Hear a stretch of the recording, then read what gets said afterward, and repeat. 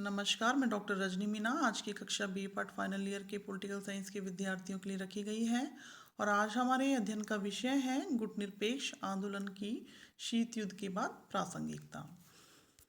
1992 में गुटनिरपेक्ष राष्ट्रों के विदेश मंत्रियों की बैठक में मिस्र ने स्पष्ट रूप से अपील की कि इस आंदोलन को समाप्त कर दिया जाना चाहिए, क्योंकि उनका तर्क था कि सोवियत संघ के विघटन और शीत युद्ध की समाप्ति के बाद गुटनिरपेक्ष आंदोलन की प्रासंगिकता समाप्त हो गई है। किंतु बहुसंख्यक मंत्रियों का कहना था कि बड़ी संख्या में गुटनिरपेक्ष राष्ट्र अभी निर्धन हैं या आर्थिक दृष्टि से पिछड़े हुए हैं और समृद्ध राष्ट्रों तथा बहुराष्ट्रीय कंपनियों द्वारा उनका नव औपनिवेशिक शोषण किया जा रहा है।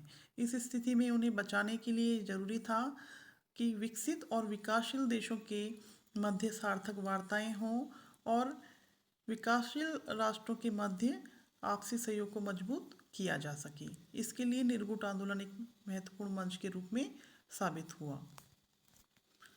गुटनिरपेक्ष आंदोलन संयुक्त राष्ट्र को केंद्र बनाकर निशस्त्रीकरण के क्षेत्र में अपनी महत्वपूर्ण भूमिका निभा सकता है। यह सुनिश्चित करना होगा कि महाशक्तियां तीसरी दुनिया के देशों में घातक हथियारों का जमावड़ा न कर सके। गुटनिरपेक्ष आंदोलन नव उपनिवेशवादी प्रवृत्तियों का पर्दाफाश करने के लिए सचेत हैं। गुटनिरपेक्ष आंदोलन राजनीतिक आंदोलन से आर्थिक आंदोलन का रूप शीत युद्ध के बाद धारण करता जा रहा था। नाम राष्ट्र पारस्परिक आर्थिक सहयोग पर आधारित रहे। ऐसा कहा गया कि आने वाली जो शताब्दी है वो आर्थिक युद्ध की होगी। आर्थिक दृष्टि से राष्ट्रों के गुट उभरकर स्वयं ही प्रतिस्पर्धा कर लेंगे। इससे विकासशील राष्ट्रों की स्वतंत्रता और हितों को खतरा उत्पन्न हो जाएगा।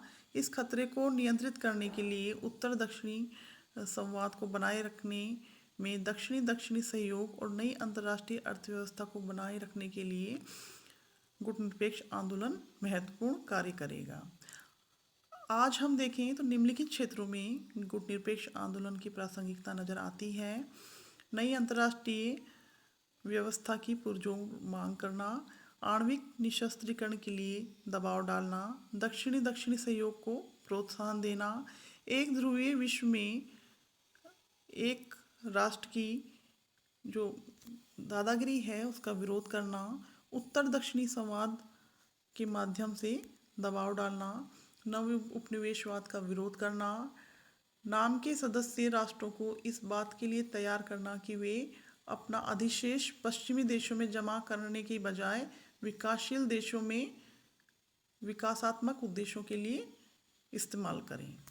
यूएनओ के पुनर्गठन के लिए दबाव एवं सिक्योरिटी काउंसिल की मेंबरशिप बढ़ाए जाने या महासभा को और भी अधिकार दिए जाने का पक्ष लेने के रूप में नाम की आज प्रासंगिकता है। जलवायु परिवर्तन के मुद्दे हों या फिर विकासशील राष्ट्रों के बीच आपसी सहयोग बढ़ाने की दिशा में कोई ठोस कदम हो तो गुटनिरपेक्ष आंदोलन का अस्तित्व अधिक समय के लिए महत्वपूर्ण हो सकता है। विशेष रूप से ऐसी स्थिति में जब हम शीत युद्ध की समाप्ति के पश्चात ऐसे किसी प्रतिस्पर्धात्मक शक्ति गुटों के मध्य नहीं बटे हैं। ऐसी स्थिति में गुटनिरपेक्ष आंदोलन का महत्व आर्थिक क्षेत्र में और अधिक बढ़ जाता है और जो उपनिवेशवाद से नव उपनिवेशवाद से घिरे हुए राष्ट्र हैं, विकासशील राष्ट्र हैं, अफ्रीका के राष्ट्र हैं, उनके क्षेत्र में बहुत से महत्वपूर्ण कार्य करने में गुटनिरपेक्ष राष्ट्र अपनी महत्वपूर्ण भूमिका निभा सकते हैं। आज की कक्षा यहीं तक। धन्यवाद।